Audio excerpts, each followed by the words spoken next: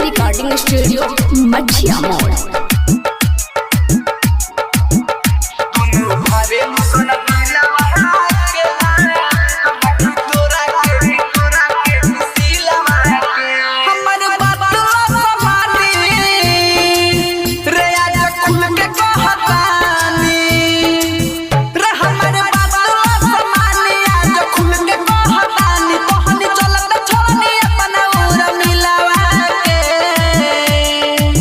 भावेलू सन दिलवा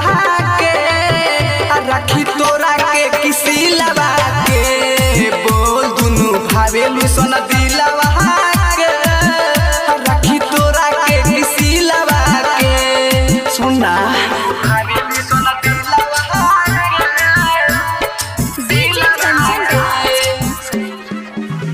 दुनू भावेलू सन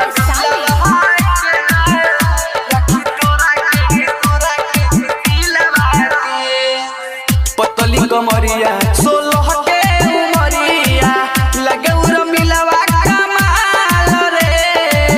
सूट सलवार पे निकले बहरिया फहरा में जब अपन बाल रे फहरा में जब अपन बाल रे पतली कमरिया 16 के उमरिया लगे उर मिलवा कमाल रे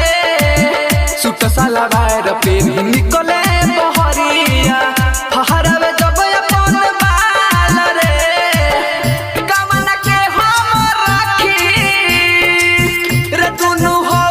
सखी कमन के हम राखी दुनू हो सखी तब के न लगतारू सजिलवा के रे दुनू भावेलू सन दिलवा के रखी तोरा के किसी लवा के बोल दुनू भावेलू सन दिलवा के रखी तोरा के किसी लवा के सुना दुनू भावेलू सन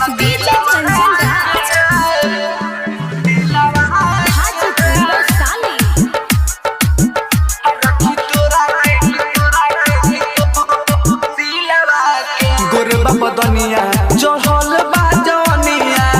दुहनु बारू हो सोना खास रे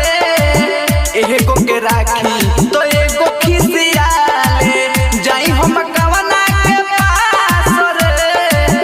जाई हम कवना के पास गोरबा बदनिया चढ़ल बा जवनिया दुहनु बारू हो सोना खास रे एगो के राखी तो एगो खिसियाले जाई हम कवना के पास रे परमोत दी के खानी दुगो मेहर रखल बानी अमर जीत गुड खानी दुगो मेहर रखल बानी छोटू जान गइल सब हमरा लीलावा के रे दुनू भावेलू सन दिलवा रखी तोरा के किसी लवा के